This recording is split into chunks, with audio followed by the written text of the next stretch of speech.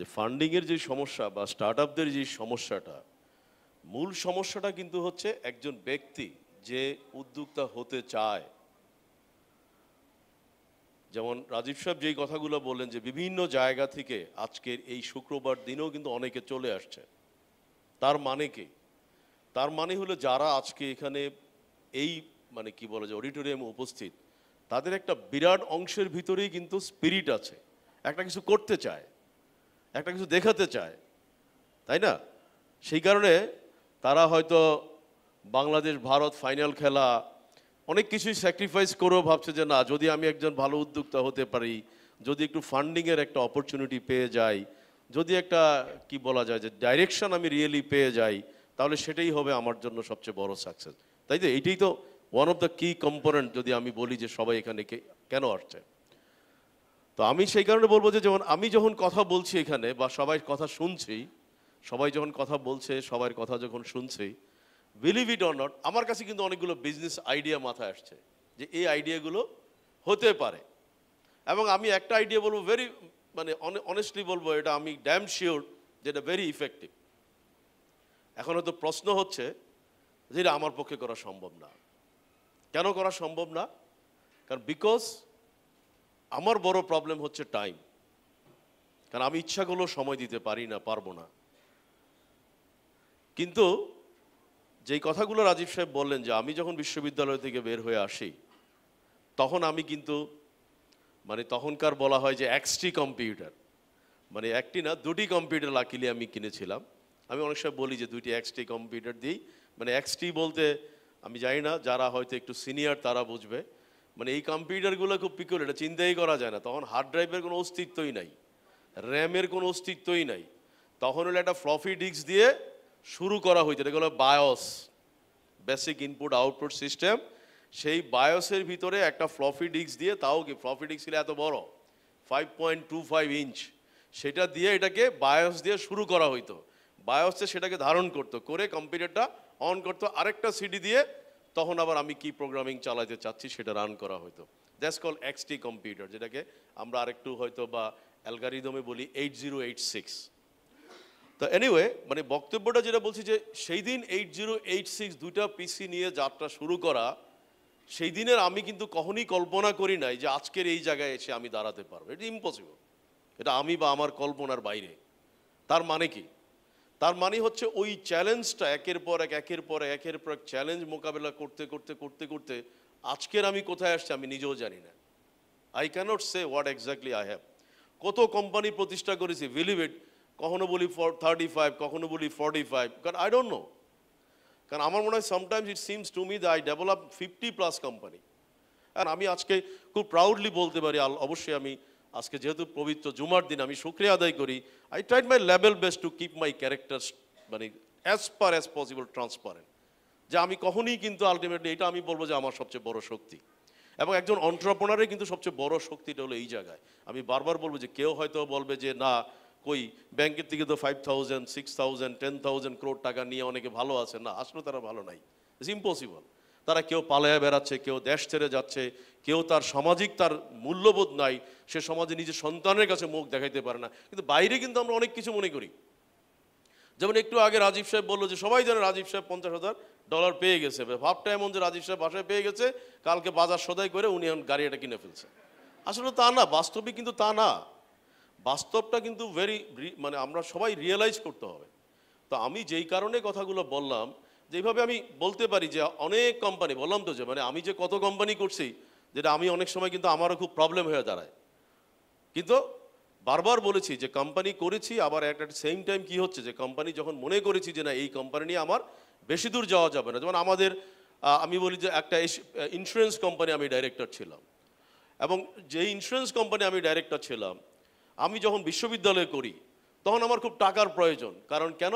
কারণ ইনফ্রাস্ট্রাকচার করতে হবে। আমি আমার ইন্স্যুরেন্স কোম্পানি ডাইরেক্টর বোর্ড মিটিংয়ে যখন বললাম আমাকে টাকাটা ফেরত দেন, কারণ কোম্পানিটা এখন খুব ভালো চলতেছে, আমার কিন্তু তৎকালীন সবাই বলে যে পাগল নাকি, কেউ এভাবে ছাড় নাকি। আমি বলছি বাবা, আমার যেই টাকাটা আমি ডাইরেক্টরশিপে দিয়েছি এই টাকাটা আমি ফেরত পাই, আমার জন্য খুব উপকার হবে। আমার কিন্তু সবাই কিন্তু যা তা কথাবার্তা বললো। আমি নাম মেনশন করছি না, তাদের ভিতরে একজন এখন প্রভাবশালী মন্ত্রীও আছেন, উনি অনেক সময় বলে তখন তাকে গালি দিয়েছি, এখন বুঝিয়েছে সে ঠিক কাজ করেছে। তো এখন কি হলো, আমি কিন্তু ওই টাকাটা নিয়ে আসলাম, কারণ নিয়ে এসে আমি যেই কাজটা করেছি সেটার কিন্তু রেজাল্ট আজকে হয়তো আমি বিশ্ববিদ্যালয়ে পাচ্ছি, তাই না? এখন তো সেই কারণে আমি বললাম যে তখন আমাকে অনেকে বলেছে যে না, এটা একটা রং ডিসিশন তুমি নিচ্ছ, কারণ এটা একটা ইন্স্যুরেন্স কোম্পানি, একটা ব্যাংকের ডাইরেক্টর, মানে এভাবে বলছি যে অনেক জায়গা থেকে আমি নিজেকে কিন্তু বের করে নিয়ে আসছি। তো আমরা সেই কারণে বলবো, যেমন আমি না বুঝে 96-এ আমার এলাকাতে একটা ভালো জায়গা আছে, আমার আমার আমার বাড়ি চাঁদপুরে। তো আমার হয়তো কি বা আমার যেখানে জায়গাটা সেটা খুব হাইওয়ের পাশে, আমাকে সবাই বুদ্ধি দিল, ভাই এত সুন্দর জায়গা, একটা পেট্রোল পাম্প করে ফেলেন না। আমি তো ওই যে বললাম যে আমি তো উদ্যোক্তা, আচ্ছা ঠিক আছে ভালোই তো, করে ফেলি। তখন যিনি ডিসি ছিল আমার খুব ভালো একজন ফ্রেন্ড ছিল, সে বললো করেন, আমি আপনাকে হেল্প করব। করে ফেললাম পেট্রোল পাম্প। অ্যান্ড করার পরে একজন একদিন বললো যে ভাই আপনার পেট্রোল পাম্প দিয়ে তেল নেওয়ার পরে গাড়ি ডিস্টার্ব করতেছে। এখন আমার কষ্ট লাগে, আমি আমার লোকদের সাথে কথা বললাম যে তার মানে কি তোমরা তেলে 2 নম্বরই করো? বলে স্যার আমরা করি। কে করে? বলে যে আমরা তো তেলটা নিয়ে আসি ডিপো থেকে, ডিপো থেকে আনার পথে 2টা হইতে পারে, ডিপোর লোকজনও 2 নম্বরই করতে পারে, প্রতিমধ্য হইতে পারে, অর্থাৎ ড্রাইভিং বা যে আনতেছে সে হয়তো বাইরে গেলে এর ফাঁকে অনেক কিছু হইতে পারে। পরে জানলাম যে এটা একটা সিন্ডিকেট, এটা একটা সিন্ডিকেট এবং এটা সব জায়গায় হয়। এবং আমরা বাংলাদেশে দেখি যে আমরা যেমন নিজেরা এখন গাড়ি তেল কিনতে গেলে বলি যে ওই আর্মির ট্রাস্ট থেকে কিনো, কেন? কারণ এরা কন্ট্রোল করতে পারে, অন্যরা পারে না। তো এখন কি হলো, এখন আমি বললাম যে বাবা আমি পেট্রোল পাম্প বিক্রি করে ফেলো, আমার দরকার নেই, আমি এই 2 নম্বরই ব্যবসা আমি করতে পারবো না, I don't like to lose my reputation. তো এখন কি হলো, এখন পেট্রোল পাম্প বিক্রিও করতে পারলাম না, কেন? কারণ পেট্রোল পাম্পটা যেই জায়গায় করা তার পিছনে আমার প্রায় প্রচুর জায়গা আছে। সো আমি তো ওই পেট্রোল পাম্প দিয়ে বিক্রি করে ফেলি, তাহলে আমার জায়গার কোনো মূল্য থাকে না পিছনে, তাই না? তো তারপরে আমি বললাম যে না, আমি এই ব্যবসা আমার পক্ষে সম্ভব না। সো আমি কি করলাম, লাস্টে বললাম যে যারা পরিচিত, যে তোমরা যারা চালাইতে পারবা 2 নম্বরই করবো না, আমি এটা ভাড়া দিয়ে দিলাম। সেই 2002 সাল থেকে অদ্যাবধি কিন্তু পাম্পটা ভাড়া চলে। কেমন? ওই প্লান্টের নিচে লেখা ছিল প্রোপাইটার মোহাম্মদ, আমি সেটা কাটো, আই এম নট প্রোপাইটার নাও। তো এই কারণে আমি বলছি যে লোক, আমি কথাগুলো কেন বললাম, কারণ এটাও কিন্তু একটা ফ্যাক্টর যে উদ্যোক্তা অনেক সময় I need to know, you need to know যে what exactly will be right for you. কারণ চলার পথে কিন্তু একজন উদ্যোক্তা, যেমন আমি এখানে বসে বসে ভাবলাম, যখন যার হাতে ক্রেস্টটা দেওয়া হয়েছে, আমি যদি বলি যে আমার কাছে ক্রেস্টটা ভাল লাগে নাই, আমার মনে হয় যারা অর্গানাইজার প্লিজ এটা কেউ মাইন্ড করবেন না, আমি কাউকে ছোট করার জন্য বলছি না, কিন্তু এখান থেকে উদ্যোক্তা কিন্তু শিখার আছে। এখন আমি যদি উদ্যোক্তা হইতাম, আপনাদের মতো হইতাম আজকে, তাহলে বিলিভ ইট অর নট আমি কালকে সকালে নেমে যেতাম যে একটা ইনোভেটিভ ক্রেস্ট তৈরি করা যায় কিনা, কারণ এটা একটা ভালো বিজনেস অপরচুনিটি। আমি আপনাদের বলে দিচ্ছি কেন এটা বিজনেস অপরচুনিটি। এটা আমরা এমন একটা দেশে বসবাস করি যেই দেশটা হচ্ছে কি আবেগপ্রবণ, প্রচার প্রবণ, কি হচ্ছে না হচ্ছে কেউ অরিন না। আমাদের মাননীয় প্রধান অতিথি এসে বক্তৃতা দিয়ে যাবে, ক্যামেরা ঠিক আছে কিনা, প্রচারটা ঠিক মতো আসছে কিনা, পত্রিকায় প্রচার ঠিক মতো হইলো কিনা, জনগণ জানলো কিনা, কয়টা লাইক পড়লো, কয়টা শেয়ার হইলো।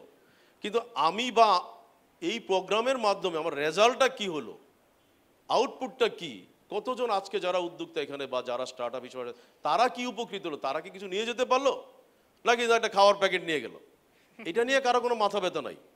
যেই কথাগুলো আপনারা একজন মনে প্রশ্ন করেছিলেন ইকবাল সাহেবের সাথে, যে মেন্টরিং করা।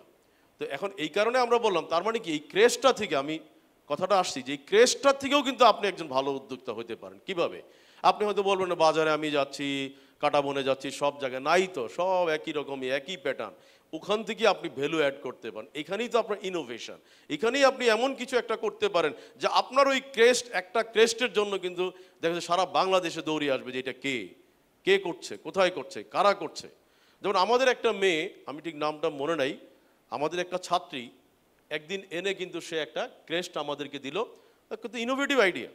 সে কি করলো, একটা পাথর, একটা সিরামিক পাথর, সিরামিকের একটা গুড কোয়ালিটি পাথরের উপরে আমাদের বিশ্ববিদ্যালয়ের পার্মানেন্ট ক্যাম্পাসের একটা গ্রিন ছবি নিয়ে প্রিন্ট আউট করে বললো স্যার এটা কেমন হয়েছে, বলছে বিউটিফুল।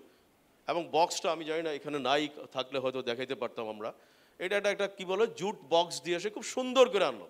আমি ইনস্ট্যান্টলি তাকে কিন্তু কয়েকশো অর্ডার দিলাম, এবং এখন আমরা কন্টিনিউ করছি, তাকে খুঁজে বের করা হচ্ছে সে কোথায়, তাকে বলো মল্লিকা বা চন্দ্রিমা এই টাইপের একটা নাম আমার, হ্যাঁ মল্লিকা না হ্যাঁ চন্দ্রমল্লিকা, আচ্ছা। এখন এই মেয়েটা কিন্তু কয়েক হাজার কিন্তু আলটিমেটলি সাপ্লাই করে ফেলে, দ্যাটস তার ইনোভেটিভ আইডিয়া। এখন প্রশ্ন হচ্ছে প্রত্যেক জায়গায় আছে, আমি শুধু এই জায়গায় উদাহরণটা কেন দিলাম, যে আপনারা যদি মনে করেন যে চোখটাকে খোলা রাখেন প্রত্যেক সেকেন্ডে সেকেন্ডে, আমি এই দিলাম একটা উদাহরণ, এখানে বসে যখন ক্রেশ দিচ্ছে, ক্রেশটা একটা উদাহরণ পেলাম, এখান থেকে আপনি চিন্তা করতে পারেন কালকে সকালেই কিন্তু আপনাদের কেউ একজন এটা নিয়ে আপনারা কাজ করতে পারেন। আপনি বলবেন যে আমি, হ্যাঁ আপনার একটু পয়সা খরচ হবে, কারণ উদ্যোক্তা হতে গেলে এটাও মাথায় রাখতে হবে। কারণ আজকে যেমন আপনাদের বক্তব্য কি ফান্ডিং ইউ স্টার্ট আপ, আপনি আপনার স্টার্ট আপকে প্রথম একটা বানানোর জন্য একটা বা দুইটা ক্রেশ ইনোভেটিভ আবারও বলছি ইনোভেটিভ বানানোর জন্য কিন্তু আপনার পকেটে পয়সা যদি না থাকে তাহলে আপনি উদ্যোক্তা হইতে আসাটা ঠিক না। কারণ এটা বানানোর জন্য কত দরকার, 1000, 2000, 3000, 4000, তাই না? তো 4-5 হাজার টাকা যদি আপনার পকেটে ম্যানেজ করার মতো এবিলিটি না থাকে তাহলে প্লিজ, এটা আমার ব্যক্তিগত মতামত হলে আপনি একদম উদ্যোক্তা হিসেবে চিন্তা করবেন না। এই মুহূর্তে আপনি চিন্তা করেন টু আর্ন সাম মানি, যে আমার কিছু পুঁজি লাগবে। কারণ এই যে আমি দুইটা এক্সটি কম্পিউটার নিয়ে যাত্রা শুরু করলাম, এখানে কিন্তু একটা বক্তব্য ছিল আমার কিন্তু অর্ধেক পুঁজি ছিল, আর বাকি অর্ধেক পুঁজি কিন্তু আমি হয়তো যিনি সাপ্লায়ার তাকে বলেছি যে আপনাকে আমি মান্থলি কিস্তি দিব, কিন্তু আমি যদি অর্ধেক না দিতে পারি উনি আমার কি ঘাটটা ধরে বের করে দিত না, দিত কি না? তাহলে আপনাকে কিন্তু কিছু পুঁজি আপনাকে লাগবেই। আমি বাসা ভাড়া নিছি, এখন আমরা অফিস বলি, তাই না? কিন্তু আমি যখন নিছি সেটা তো বাসাই ছিল, এবং তখন ভাগ্য ভালো যে, বাট ওই আমলে এটাও অনেক বেশি, মাত্র 2200 টাকা ছিল আমার বাসা ভাড়া, যেটা 3টা বেডরুম। এখন এটা কিন্তু কমার্শিয়াল, এখন ওই একই 2200 টাকা দেখি আরেকজন 2 লাখ টাকা দিয়ে নিচ্ছে। কারণ তখন আমরা যখন নিয়েছি তখন কিন্তু 2200 টাকা ওনার কাছে বিরাট, কারণ উনি ফ্যামিলি ভাড়া দেয় 1500 টাকা, আমি নিয়েছি 2200 টাকা। তো আমি যেই কথাগুলো বললাম যে এই যে ক্রেস্ট, তারপরে ফ্লাওয়ারটা দিল, লক্ষ্য করেন এই ফ্লাওয়ারটা, তারপরে এই যে বক্সটা দেখেন, আমি যে কথাগুলো বললাম, এই যে মল্লিকা কিন্তু এই বক্সটাকে বানিয়ে নিছে জুটের উপরে, আর আমরা কিন্তু এই বক্স সেই জন্মলগ্ন থেকে দেখতেছি একই অবস্থা। এখন আপনি যেখানে তৈরি হয় আপনি কালকে সকালে ওখানেই যান না, আপনি ওখানে যেয়ে আপনি আরও আরেকজনের কাছে আপনি জুটে যান, বিভিন্ন জায়গায় যান, আইডিয়া করেন, করে আপনি এর মাধ্যমে এর সাথেই কথা বলে কিন্তু আপনি দেখা গেল যে বক্সটার প্যাটার্ন চেঞ্জ করে ফেলতে পারলেন, যেটা নিয়ে হয়তো দেখা গেল হুলস্থুল হয়ে যাবে। আপনি আর সবচেয়ে বড় কথা হলো, আপনারা হয়তো অনেকেই বলবেন যে এইটা দেখেন আমি গিয়ে করার পরে 2 দিন পরে তো কপি হয়ে যাবে। আরে ভাই, কপি তো পৃথিবীর সব কিছুতেই হবে, কিন্তু আপনি তো ক্রিমটা নিয়ে নিতে পারবেন। আপনি কপি করে আপনি কাজটা করে যখন সেল করে ফেলবেন, আপনার যখন প্রফিট হবে, এরপর আরেকজন যখন কপি করা শুরু করবে তখন আপনি ভ্যালু অ্যাড করবেন, আপনি আরেক জায়গায় চলে যাবেন।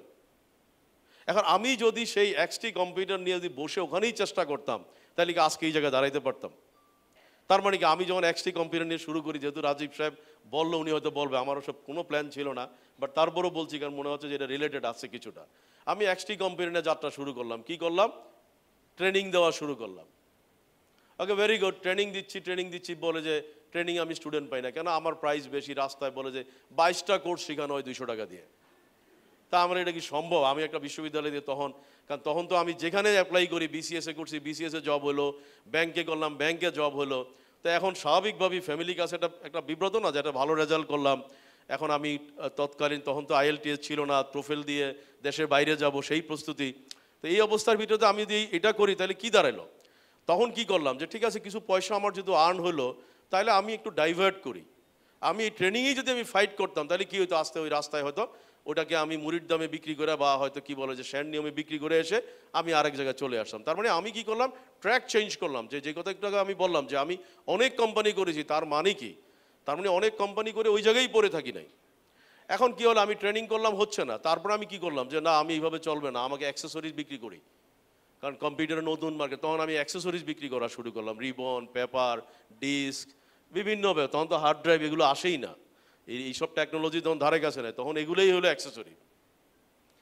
অ্যাক্সেসরিজ বিক্রি করতে গিয়েও দেখলাম যে আরে বাবা, কম্পিটিশন, ওই দেখি মতিঝিলে কি ফকিরাপুরের এখানে দেখি দোকানপাট, তারপরে আবার কি বলে গুলশানের কি দোকানপাট, এরাও দেখি অ্যাক্সেসরিজ বিক্রি করা শুরু করে দিল।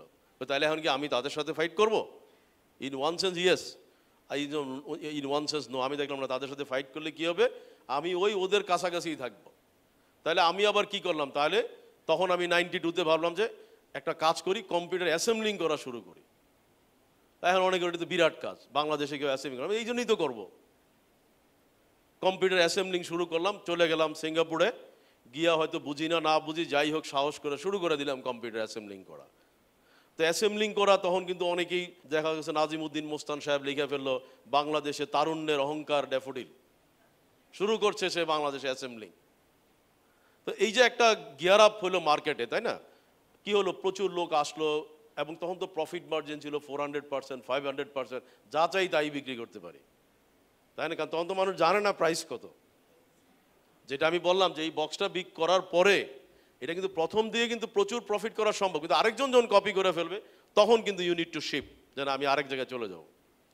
তো যাই হোক, আমি যেই কারণে বললাম, তার মানে কি, আমি যখন অ্যাসেম্বল শুরু করি দেখলাম যে অ্যাসেম্বলে ভালো প্রফিট, এরপরে দেখি আবার এলিফ্যান্ট রোডও কয়েকজন অ্যাসেম্বল শুরু করে দিল। আমি তাদের ছোট করছি না, তার মানে এলিফ্যান্ট রোড আবার কেউ আবার please don't consider it negatively, আমি বুঝাচ্ছি এলিফ্যান্ট রোড শব্দটা উচ্চারণ করছি এই কারণে যে মানে অনেকেই শুরু করে দিল তখন। তাহলে এখন কি হবে, এখন কি আমি কি তাদের সাথে ফাইট করব? তখন আমি দেখলাম যে আমার আইডিয়া ইতিমধ্যে কি হচ্ছে, আমার মার্কেট এক্সপানশন হয়ে গেল, মার্কেটের লোকজন আমাকে জানে, চিনে, কনফিডেন্স আছে।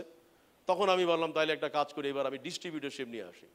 আমি প্রথম বাংলাদেশে কিন্তু এইচপির কম্পিউটার নিয়ে আসি, এবং এইচপি তখন বলছিল পারবা বাংলাদেশে কম্পিউটার, তখন বাংলাদেশে একচেটিয়া আইবিএম আর কম্প্যাক্ট, আইবিএম কম্প্যাক্ট তখন ছিল, ডিজিটাল, এগুলো ছিল সবচেয়ে একচেটিয়া। এইচপির কোনো নামগন্ধ নাই বাংলাদেশে।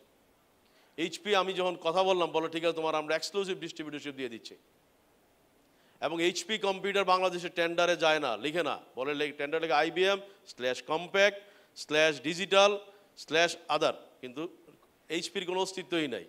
এই আমি পুশ করা শুরু করলাম, এটাও তো আমেরিকান কোম্পানি, যার জন্য এইচপি আমার এই দেখলে কিন্তু আমার একটা, তারা একটা আমাকে একটা অ্যাড্রেস করতো, খান বলতো না, বলতো জেনারেল। কী কারণে? কারণ বাংলাদেশে আমি এইচপি এস্টাবলিশ করছি। তো আমি এই কথাটা বললাম যে এখন কি হচ্ছে, তখন এইচপি আমি যখন এস্টাবলিশ করার তখন চ্যালেঞ্জ ছিল, কিন্তু আমি প্রফিট মার্জিন ভালো ছিল।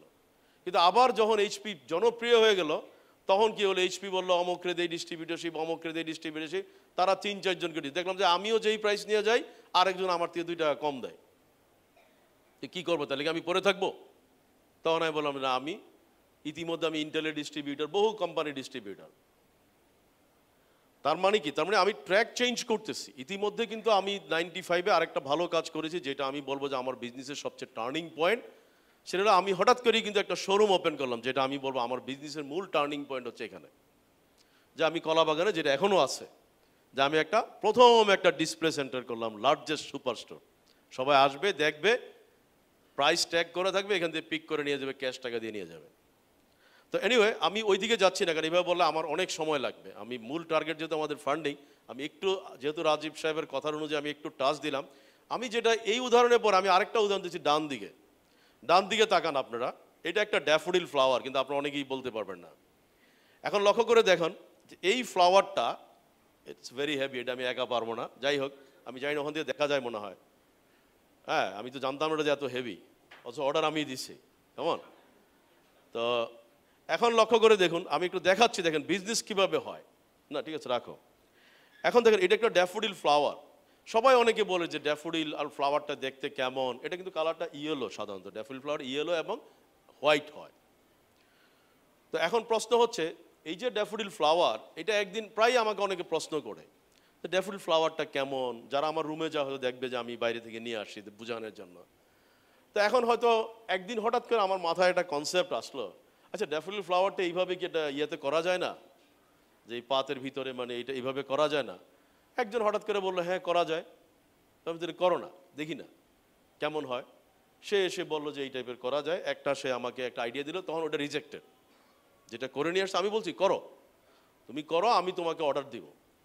এবং যে মেয়েটা করলো, সে কিন্তু আলটিমেটলি করার পরে সে একটা কস্টিং দিল আমার, ঠিক if I am not wrong around 75 or 80,000 এটার প্রাইস, কেমন। এখন আমি কিন্তু অলমোস্ট অনেকগুলো, আমি ঠিক জানি না কতগুলো অর্ডার দিছি, আমার অনেকগুলো, মানে আমার অফিসে বিভিন্ন জায়গায় আমি কিন্তু অর্ডারটা দিলাম। এখন প্রশ্ন হচ্ছে, বাংলাদেশে যেহেতু ড্যাফোডিল ফ্লাওয়ার জনপ্রিয় না, ড্যাফোডিলের ফ্লাওয়ার তো অন্য কেউ নিবে না, সেই জন্য হয়তো যে এটা তৈরি করছে সে কিন্তু মার্কেট করতে পারে নাই। কিন্তু সে যদি বাংলাদেশের শাপলা বা অন্য কিছু নিয়ে করতো, আমি তাকে বলছি, আমি জানি না সে করে কিনা, কিন্তু সে কিন্তু অনেক মার্কেট পাবে বাংলাদেশের যেহেতু ভ্যালুজ নিয়ে যেগুলো আমরা করি। বাট আমি যেটা বোঝাতে চাচ্ছি, তার মানে একটা উদ্যোক্তা হওয়ার জন্য এখন কি হলো, সে তো আমার কাছে কনফার্ম অর্ডার নিল, তাই না? তাহলে কনফার্ম অর্ডার নিয়ে এই যে যারা এগুলো তৈরি করে, তাদের সাথে সে নেগোশিয়েট করে সে কিন্তু বিনা পয়সায় কাজটা করছে। সে বলছে যে ড্যাফোডিল আমাকে অর্ডার দিছে, কনফার্মেশন দিছে, তারা আবার আমার লোকের সাথে এসে কথা বলছে যে আপনারা কি সত্যি নেবেন। উনি তো বলছে যে, কারণ আমাদের তো পিছনে এত টাকা ইনভেস্টমেন্ট আছে, তখন আমার লোক বলছে যে না, এটা কনফার্ম, ডোন্ট ওয়ারি, এটা হবে। তো তার মানে কি, তার মানে ফান্ডিং কিন্তু ইস্যু না, ফান্ডিং ইস্যু না, ইস্যুটা হলো কনফিডেন্স, যে এই মেয়েটা যে তৈরি করছে সে কিন্তু ওই সোর্স থেকে তাকে কনফিডেন্টে নিয়ে আসছে। আবার সে আমাদের সাথে কি করছে, একটা ব্রেজিং তৈরি করে দিছে, তৈরি করে দিয়ে যেখানে আছে সেখান থেকে তৈরি করে সে মানে 14টা বা 15টা সাপ্লাই করছে। তা আমি যদি ধরে নিই যে মিনিমাম 10,000 টাকা করে যদি সে নেট প্রফিট করে, তাহলেও সে 1.5 লক্ষ টাকা সে প্রফিট করছে। দিস ইজ কল প্রফিট, তাই না? এখন এই যে সঞ্জয়, আমি জানি না, দাঁড়াও, এখন যেমন ও একটা সাহস করে একটা কাজ করছে, আমি জানি না, তো এনিওয়ে এখন দেখা গেল যে একটা ব্যাগ, আমি জানি না এখানে তো নাই, ওকে যেমন গত কনভোকেশনে ও একদিন ক্লাসে বললো যে স্যার আমি এটা করতে পারবো, আমি একটা আইডিয়া দিলাম যে এই টাইপের একটা ব্যাগ আমি করতে চাই জুটের উপরে, কেউ করতে পারবে? ও বললো স্যার আমি করতে পারবো। ও কিন্তু একজন নিউ একদম স্টার্ট আপ, এবং তখন মনে হয় সে ফার্স্ট সেমিস্টারে, কারণ 1 বছর আগের কথা। তো এখন কি হলো, ওকে বললাম তুমি যাও, তুমি বিভিন্ন জায়গায় ঘুরো দেখো, বাট তুমি লুকোচুরি করো না, একজাক্ট কস্টিংটা আমাদেরকে বলে, প্রফিট তোমাকে আমরা দিয়ে দিব, তাই না? কতগুলো সাপ্লাই করছো? 3,000। সো ইউ আন্ডারস্ট্যান্ড, 3,000 আমি যাই না, কারণ যেহেতু জানতে চাই না এখন। তো এই যে 3,000 পিসে সাপ্লাই করলো, তার মানে এখানে সে কি করলো, অর্ডারটা আমাদের কাছে, তোমার কি পকেট থেকে প্রথম তুমি যে যাতায়াত করছো সেখানে তোমার পয়সা লাগছে, তাই না? বাট এরপরে তো লাগে নাই, কারণ এরপরে সে কি করলো, সাপ্লাইয়ের কাছ থেকে, অর্ডারের কাছ থেকে সে পয়সা নিয়ে আলটিমেটলি সে অর্ডারটা দিল।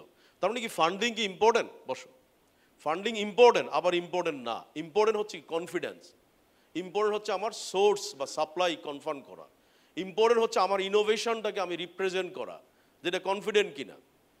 কারণ বারবার একটা কথা বলছি, সবাই মনে করে ফান্ডিং, অবশ্যই ফান্ডিং ইম্পর্টেন্ট, কিন্তু ফান্ডিংয়ের বাইরে আমাকে কিন্তু প্রথম যেই কাজটা করতে হবে সেটা হলো আমি আমার প্রোডাক্টটা কনফিডেন্ট কিনা। কিন্তু আমি যদি কমন জিনিসের প্রতি যাই, সবাই যেটা যায় কমন, ওই যেমন একটু আগে একজন যেমন রাজীব সাহেবের আগে যে ইয়েটা করলো, কি বলে, ই কমার্সের উপরে প্রেজেন্টেশন দিল, আর উনি নিজেই কিন্তু বলেছে যে এটা আরও অনেকেই করে, আমরা একজনের প্রোডাক্ট বিক্রি করি, এটা কমন। কিন্তু সে যদি একটা ইনোভেটিভ আইডিয়া নিয়ে আসে, সে যদি বলে যে আমি এই ধরনের একটা ফ্লাওয়ার তৈরি করেছি, এটা আমার কাছেই আছে, এই ই কমার্স সাইট ছাড়া আর কোথাও পাবা না, তাহলে কি হচ্ছে, ওই একটা প্রোডাক্ট দিয়ে সে কিন্তু দেখা গেল তার সমস্ত কষ্ট সে উঠানোর মতো অ্যাবিলিটি রাখে। কিন্তু এইভাবে একটা না দুইটা, একটা না একটা ইনোভেশন আনতেই হবে, এর কোনো বিকল্প নাই। যেমন যেই চেয়ারটা সামনে বসে আছে, দেখেন আপনার বাংলাদেশে এই টাইপের চেয়ার আর কোথাও দেখছেন? খেয়াল করে দেখেন, এই টাইপের চেয়ার আর কোথাও নাই কিন্তু। এখন এইটা আমি এক জায়গা থেকে দেখলাম, হঠাৎ করে দেখে আমার খুব পছন্দ হলো। ওরা বললো ভাই আমরা চায়না থেকে ইম্পোর্ট করছি। আমি যে কতগুলো আছে, যতগুলো আছে সবগুলো আমি নিয়ে আসছি, আর নাই, স্টকে নাই আর। এবং তার মানে কি, সে প্রফিট অনেক বেশি করছে, কারণ আমি তো এটা কম্পেয়ার করতে পারি নাই। এবং আমার যতদূর মনে পড়ে এক একটা সম্ভবত প্রায় 55 বা 70,000 প্লাস নিচ্ছে সে আমার কাছ থেকে। কিন্তু প্রশ্ন হলো, আমার কাছে আইডিয়াটা খুব ভালো লাগছে, কারণ আজকে প্রায় 2 বছর হয়ে গেল, কিছুই হয়নি, তাই না? এবং এগুলো হেভি, কিন্তু একজন মনে হয় উঠাইতে পারবো না টান দিয়ে। তো এই কারণে আমি যে কথাগুলো বারবার বলি যে আপনাদেরকে প্রত্যেকটা প্রোডাক্ট, প্রত্যেকটা বিজনেসে অলওয়েজ ফার্স্ট টাইম চিন্তা করতে হবে, স্টার্ট আপ যখন হবেন, ফান্ডিংয়ের চিন্তা যখন, আমরা একটু সরিয়ে দেয় এটা, ফান্ডিংয়ের চিন্তা যখন করতে হবে, তখন আপনাকে মাথায় রাখতে হবে যে আমি এমন একটা প্রোডাক্ট করব, এমন একটা ইনোভেশনকে নিয়ে আসবো যেটা আর কেউ করে নাই, বা যেটা আর কারো কাছে নাই। এই আছে, এই এখন অনেকেই হয়তো, বারবারই আমি রিপিট করছি, অনেকেই হয়তো বলবেন, আমি কিছু আইডিয়া দেখালাম এই কারণে যে there is a plenty of idea. আমি চোখের সামনে, যেমন এই যে গাছটা দেখেন, এই গাছটা আমি বলি যে আপনারা অবাক হয়ে যাবেন, এটাও কিন্তু একটা বিজনেস আইডিয়া। এটাও একটু এটা মনে পাতলা, হ্যাঁ দেখেন, এইটার আইডিয়াটা আমি বলি, না তাও তো হেভি দেখি, আচ্ছা যাই হোক, অনেকগুলো পাতলা আছে দেখলাম। এটা দেখেন, আমি এটাও একটু আইডিয়া দিই। আমি এইবার জাস্ট গত ফেব্রুয়ারিতে আমি লন্ডনে একটা স্টোরে ঢোকার পর আমি কিছু প্রোডাক্ট কিনে নিয়ে আসলাম, আমার খুব ভালো লাগছে প্রোডাক্ট। ঢাকা আসার পর হয়তো আমাকে অনেকে বললো আপনি এটা লন্ডন থেকে কিনে নিয়ে আসছেন, তো ঢাকায় পাওয়া যায়। আমি তাই নাকি, কোথায় পাওয়া যায়? ওইগুলো নিউ মার্কেটে, ওই যে চাঁদনি চকে অ্যাভেলেবল। তো আমি একদিন, আমাকে যে বললো যে চাঁদনি চকে অ্যাভেলেবল, কারণ আসলে আমি অনেক পয়সা দিয়ে আনছি কিন্তু, এবং আমার কষ্ট হয়েছে, জাস্ট এগুলো আনতে, প্যাকিং করতে বহু ঝামেলা। তো আমি ভাবলাম যে আচ্ছা ঠিক আছে, তাহলে আমি একদিন শুক্রবার দিন আমি একটু চুপে যাবো চাঁদনি চকে, কারণ আমি তো চাঁদনি চকে সেই ইউনিভার্সিটি লাইফে গেছি, আর তো যাই না। তা আমি চাঁদনি চকে গেলাম, এই ফেব্রুয়ারি যেদিন আসলাম লন্ডন থেকে, 2 দিন পরে আমি কিন্তু চাঁদনি চকে গেলাম। এবং বিলিভ ইট, আমি চাঁদনি চকে যাওয়ার পর আমি দেখলাম যে মাই গড, আমাদের দেশে এন্টারপ্রেনার যারা স্টার্ট আপ, তারা তো এখানে আসে না। কয়জন গেছে চাঁদনি চকে? এই ধরনের এই চিপাগুলাতে ছোট ছোট দোকান, লট অফ ইনোভেটিভ আইডিয়া আছে, কয়জন এখানে ভিজিট করছেন বলেন? এন্টারপ্রেনারশিপের ছাত্ররা বলতেছে, বিকজ আমি তাদেরকে বলছি, কিন্তু আমি এই জন্য কিন্তু হাত বেশি উঠছে, আর 2-1টা হাত উঠছে, বাট এন্টারপ্রেনারশিপ ছেলেদেরকে আমি কিন্তু বলছি তোমরা যাও, সেই জন্য হারটা বেশি হচ্ছে। কিন্তু আমার বক্তব্যটা হচ্ছে, আমি ওখানে যাওয়ার পরে দেখলাম ছোট্ট একটা দোকান, মানে এইতটুকু হবে আমার মনে হয় তার দোকানটা স্পেস। এই দোকানে গিয়ে দেখলাম যে কত ইনোভেটিভ প্রোডাক্ট তারা বিক্রি করে। এবং আমি তখন ভদ্রলোকের সাথে কথা বললাম যে আপনি এত সুন্দর সুন্দর প্রোডাক্ট আনতেছেন, তো আপনার শোরুমটা? বলে ভাই আমার তো এত পুঁজি নাই, আমি তো নিজে ইম্পোর্ট করি না, ইম্পোর্ট আরেকজন করে, আমি তার কাছ থেকে এনে এখানে বিক্রি করি। কেমন? তো তখন এই গাছগুলো দেখেন, আমি অবাক হয়ে গেলাম।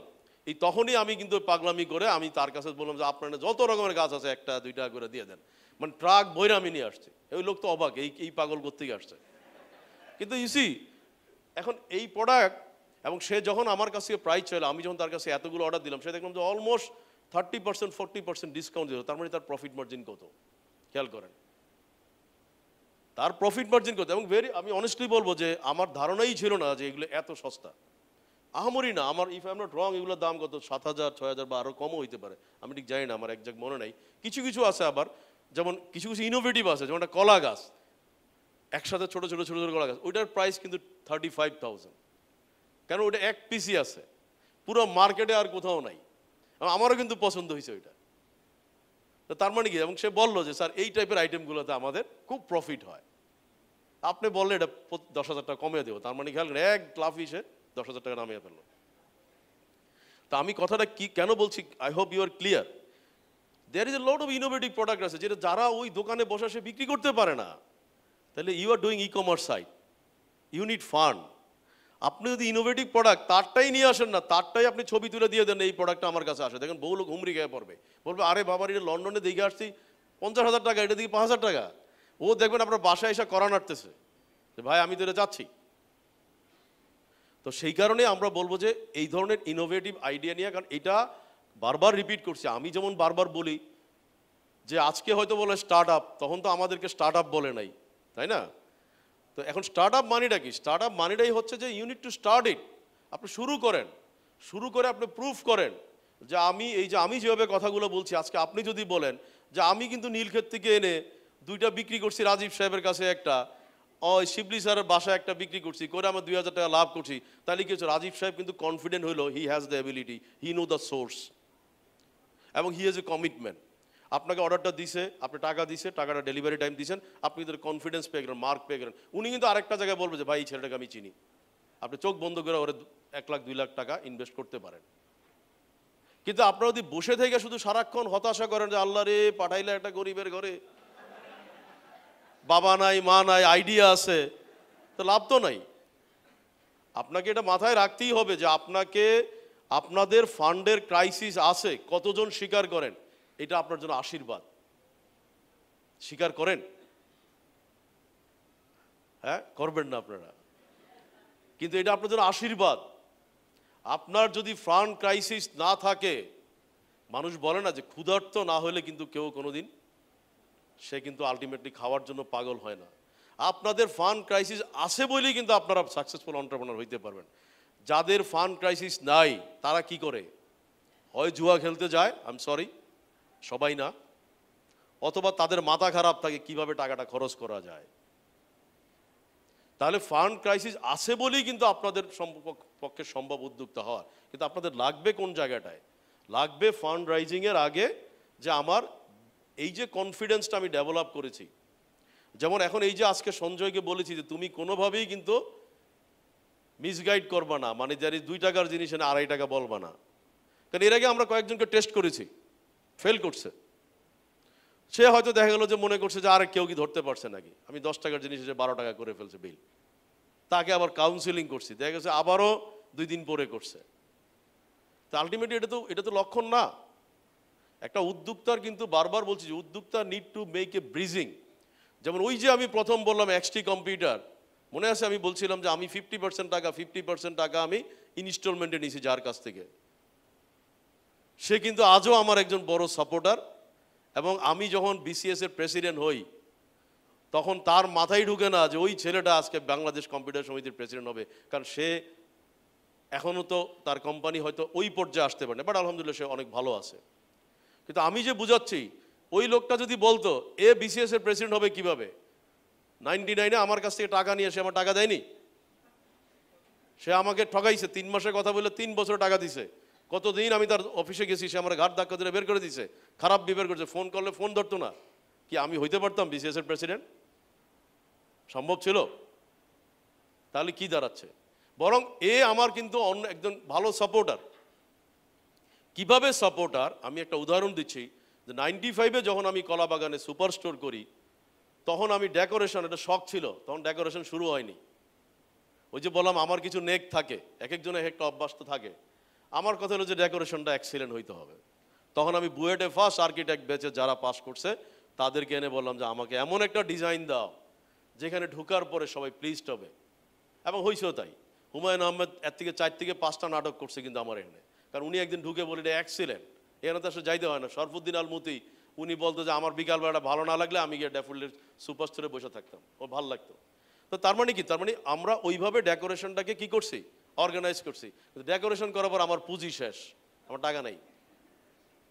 কারণ তৎকালীন 42 লাখ টাকা খরচ করছি ডেকোরেশনে 95-এ করে, এখন আমার পুঁজি নেই। এখন আমার সবাই বলে আপনি কি পাগল, এটা মানুষ এইভাবে করে। আমি রে ভাই, আমার তো শখ হয়েছে, এটা করবো, ভালো জিনিস করব।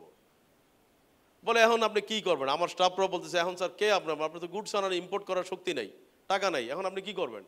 আমি যে হবে, আমার তো অনেস্টি আছে, মানুষ তো আমাকে চিনে, মানুষ তো জানে। এখন সবার কাছে নিলাম, সবার কাছে গিয়ে গিয়ে বললাম যে ভাই আসুন না আমার শোরুমটা দেখে যান।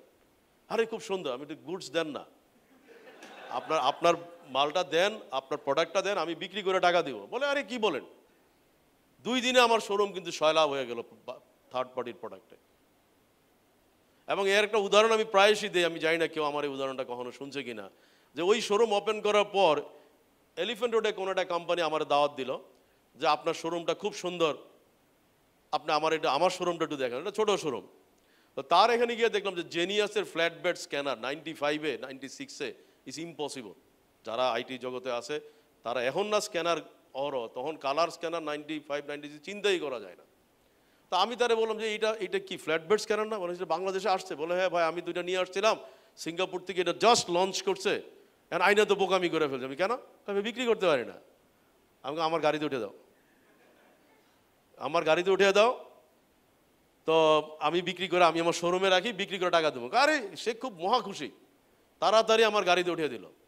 আমি রাত্রবেলা এনে ওই 2টা ফ্ল্যাট বেড স্ক্যানার ডিসপ্লেতে রেখে আমার যে সেলস ম্যানেজার আছে তাকে বললাম, আমি একজ্যাক্ট জানি না, বাট সে যতটুকু বললো এটা সম্ভবত আমরা 50,000 বা আরও নিচে তার কাছে দিতে পারবো, আমি ঠিক জানি না, সে প্রাইস বলে নাই। তো তুমি যদি বিক্রি টিক্রি করো আবার দেখো 70-80 যা পারো দেখো আর কি, মানে এই টাইপের আমি একটা ফান করছি। কিন্তু মানে আমার ধারণা যে 50-এ হয়তো বিক্রি করতে পারবো। তো ওই জন্য আমি বললাম যে আচ্ছা, পরে 2 দিন পরে উনি আমাকে পাঠাইছে বিল 35,000 টাকা ইচ। তো আমি শোরুমে আমার সেলস ম্যানেজারে বললাম যে ওই ফ্ল্যাট বেড স্ক্যানারটা উনি কস্টিং পাঠাইছে 35,000 টাকা, তুমি 50,000 টাকা ট্যাগ করে কাছে তো বেচালাইছি। আর মানে বিক্রি করলা কি হবে? আচ্ছা 2টাই বিক্রি করে ফেলছে, 2জন নিয়ে গেছে। কারণ নতুন আইটেম, যেটা কেন কথাগুলো বারবার বলি, always you need to think নতুন আইটেম। কারণ ওই যে কিছু লোক আছে তো, ক্রেজি কিছু লোক থাকে। এই যে আমি বললাম আমি গিয়ে কেন এটা কিনে ফেললাম, এই যে আমি কেন, এই আমার মতো হাজার হাজার পাগল কিন্তু এই পৃথিবীতে আছে, নাই যে তা না, বহু আছে। তো এখন কি হলো, আমি বলতে কত বিক্রি করছে? কয় স্যার একজন চাইছে 70,000, আরেকজনও 70,000 বিক্রি করে ফেলছে। তার মানে কি? তার মানে ফাও আমি প্রফিট করলাম একজনের কাছ থেকে চা খেতে গিয়া 70,000 95-এ। তারপর 95-এ ঢাকা শহরে ধানমন্ডিতে 2 লাখ টাকা দিয়ে পার কাটা কিনতে পাওয়া যায়। তাহলে ব্যাপারটা কি দাঁড়াচ্ছে, মেসেজটা কি? এই মেসেজটা এই যে বললাম যে চোখ কান সবসময় খোলা রাখতে হবে। আমি গেলাম ওর কাছে চা খেতে, তার দোকান দেখার জন্য, তার শোরুম দেখার জন্য। সেখানে গিয়ে দেখলাম, দেখা নিয়ে আসলাম, আইনা রাখলাম, রাইগা বিক্রি করে ফেললাম, প্রফিট করে ফেললাম। এখন আমি যদি বারবার বলি কি করবো রে ভাই, ভাগ্য দেবতা আমার কাছে আসে না, আমি কিছু খুঁজা পাই না, খোঁজার জন্য চোখটা লাগবে, মনটা লাগবে, শক্তি লাগবে। সৃষ্টিকর্তার কাছে বলতে হবে যে আল্লাহ আমার শক্তি দে, আমি তো ঠকাই না। কারণ এটাও কিন্তু বারবার একটা কথা বলছি যে স্টার্ট আপ বা যারা ব্যবসাতে অনেকেই হয়তো বলবেন যে অনেকে তো প্রতারণা করে ভালো। আমি কিন্তু আগেও বলছি, এখনও আবার রিপিট করি যে প্লিজ যারা অন্যকে ঠকে ব্যবসা করতে চান তারা বেশি দূর যেতে পারে না। এটা রেকর্ড নাই, আপনার খুঁজে দেখেন। কারণ আমি বাংলাদেশে অনেক কোম্পানিকে জানি যারা চোখের সামনে উঠছে, চোখের সামনে পতন হয়েছে, বহু কোম্পানি উদাহরণ দিতে পারবো, দরকার নাই এখানে দেওয়ার। কিন্তু বারবার একটা কথা বলি, কিন্তু যারা অনেস্টির সাথে আবার টিকে আছে তাদের প্রত্যেকে কিন্তু টিকে আছে। তাদের আমি মানে অনেক উদাহরণ দিতে পারবো। কারণ যেমন আমি একটা কথা বলি, যেমন সিলেটে যে দি প্যালেস হোটেল, এখন আমি নিজেও জানি না, সেও কিন্তু আমাদের আইটি ইন্ডাস্ট্রির একজন লোক। এখন এই দি প্যালেস দেখি, সে আমাকে দিন বলছেও যে ভাই আপনি একটু আসবেন। এখন আমি যখন ওখানে যাই বছর 2 আগে, তখন আমার একদম এইটা তো আপনি জানেন এটা আরিফের, আমি বললাম যে তাই নাকি, মানে ব্লু নেট নামে একটা কোম্পানি ছিল, সে আইএসপি কোম্পানি, আমি খুব পছন্দ করতাম তাই, কিন্তু ভেরি স্ট্রেট ফরওয়ার্ড, খুব অনেস্ট ছেলে। তো তখন আমি ওরে ফোন দিলাম যে তুমি কি বলছিলে, আমি তো যেদিন করি তার আগে আপনারা বলছি আপনার দেখা করার জন্য। তো এখন দেখেন একটা অনেস্ট ছেলে, তাহলে কীভাবে করলে, কয় ভাই ব্যাংকে গেলাম, বিভিন্ন জায়গায় গেলাম, আই গট সাপোর্ট, কারণ আপনারা তো জানেন আমার পুঁজি হচ্ছে আমার অনেস্টি। অথচ সে কিন্তু একটা আইএসপি ব্যবসা করতো, খুব ভালো করতে, মানে একটা কল সেন্টার করছিল, কারণ কল সেন্টারে কিন্তু একসময় ধারণা করা হয়েছিল এটা বোমিং হবে, কিন্তু সামহাও হয়নি। কিন্তু সে অনেস্টিকে সে কিন্তু বিক্রি করে নাই। তো আমরা যেই কারণে বললাম যে ফান্ড রাইজিংয়ে বারবার একটা কথা কিন্তু সবসময় মাথায় রাখতে হবে, অনেস্টিকে কখনো, সেটা যেখানেই হোক, ছোট হোক, 2 টাকা হোক, 8 আনা হোক, প্রত্যেকটা জায়গায় কিন্তু খেয়াল করতে হবে। কারণ একটা অনেস্টি কিন্তু বারবার বলছি যে এই অনেস্টি শব্দটা খুব ছোট্ট, কিন্তু এটার কিন্তু, কারণ অনেস্টি বলতে কি শুধু কি পয়সার অনেস্টি, অনেস্টি কমিটমেন্ট, আমি যেই টাইমে বলছি সেই টাইমে আমি দিচ্ছি কিনা।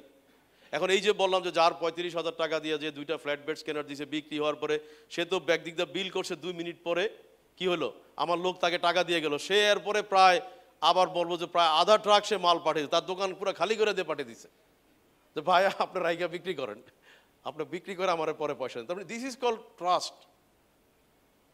আমি বারবার বলবো ট্রাস্ট কিন্তু একটা বিরাট ফ্যাক্টর। তা আমি সেই কারণে বলবো যে ফান্ড রাইজিংয়ে আপনাদের মূল থিমটা আমি বারবার রিপিট করছি, আমি আর বহু কথা ছিল কম বলবো, কিন্তু বলে ফেললাম অনেক, তা আর কথা বাড়াচ্ছি না। আমি যেহেতু সামনাসামনি কিছু উদাহরণ দিলাম, আমি জাস্ট শেষ করার আগে আমি আপনাদের একটা কোশ্চেন নিতে চাই। বারবার যেটা বলছি যে আপনাকে অবশ্যই আল্লাহ বিশ্বাস করতে হবে, কারণ সৃষ্টিকর্তা ছাড়া, বাবা মা ছাড়া পৃথিবীতে কেউ আসে না। সৃষ্টিকর্তা, আমি বহুবার বলি, পারলে গাছ থেকে দিতে পারতো জন্ম।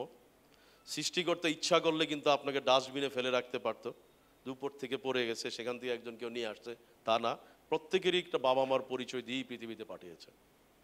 আবার সৃষ্টিকর্তাই যদি কেউ, বাবা মা অনেকে কিন্তু ডাস্টবিনে ফেলে দেওয়া যায় বাচ্চাদেরকে, দেয় না, সেটাও কিন্তু আবার সৃষ্টিকর্তা আরেকজনকে খবর দেয়, যা তুমি তার বাপ পিতৃত্বের দাবি করো, মাতৃত্ব নাও, তাকে গ্রো করো, বড় করো।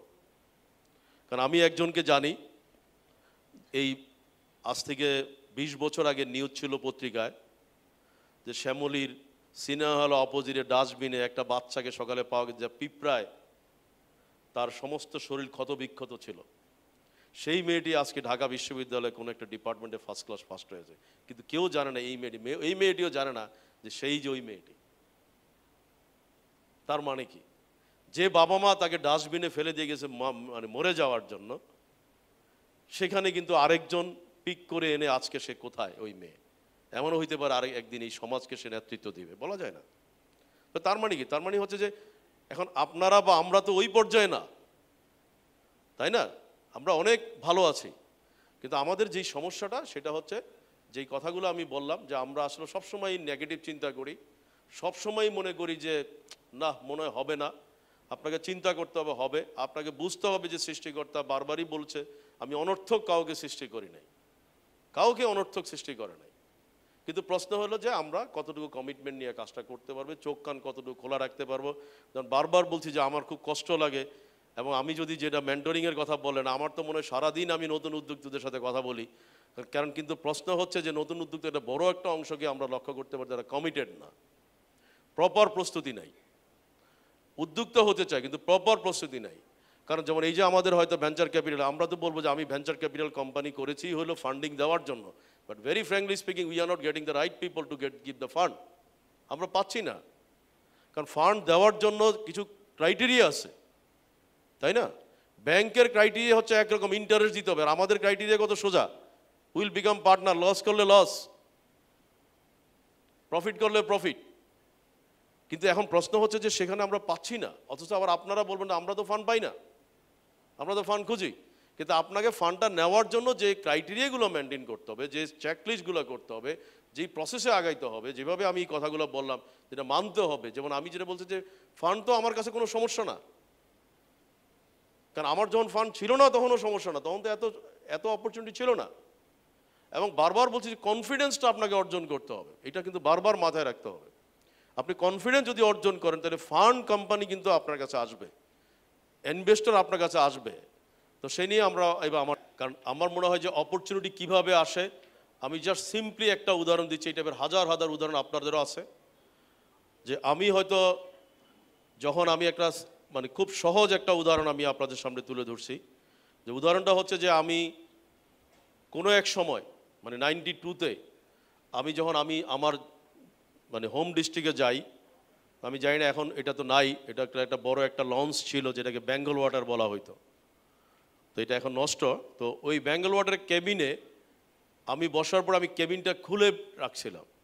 তো আমার যিনি ছিলেন উনি আমাকে জিজ্ঞাসা করলেন, তুমি কেবিনটা খুলে রাখছো কেন, কেবিনটা বন্ধ করো।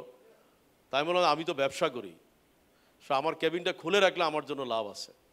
তো সে আমার খুব অবাক হয়ে গেল, এইটা আবার কী লাভ, কেবিন খুলে রাখলে কী লাভ। আমি দেখো কী লাভ হয়, কারণ আমি জানি ওই ঈদের সময়ে লট অফ পরিচিত লোক ঈদের সময় বাড়িতে আসে। সুতরাং আমার মাথার ভিতরে হলো যে কেবিনটা যদি খোলা রাখি আমিও দেখতে পাবো যে এমন কেউ যাচ্ছে কিনা, আর সেও দেখতে পাবে আমি আছি কিনা। এই কথা বলার 2 মিনিটের ভিতরেই কিন্তু তৎকালীন স্ট্যান্ডার্ড চার্টার্ড ব্যাংকের ধানমন্ডি ব্রাঞ্চের ম্যানেজার, আমাদেরই এক বড় ভাই, উনি হঠাৎ করে, আরে কি খবর তোমার, তুমি কি করো এখন। তা আমি ওনাকে বললাম যে হ্যাঁ ভাই আপনি কোথায় আছেন, বলে আমি তো স্ট্যান্ডার্ড চার্টার্ড ব্যাংকের ধানমন্ডি ব্রাঞ্চের ম্যানেজার হয়ে আসলাম গত সপ্তাহে।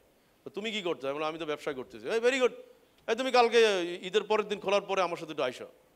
তো আমি কী কারণে, বলে আমার কম্পিউটারে কিছু জিনিসপত্র লাগে, তো আমার কম্পিউটারে কিছু জিনিস, তুমি আমার এক বক্স ডিস, একটা রিবন আর একটা দিবা।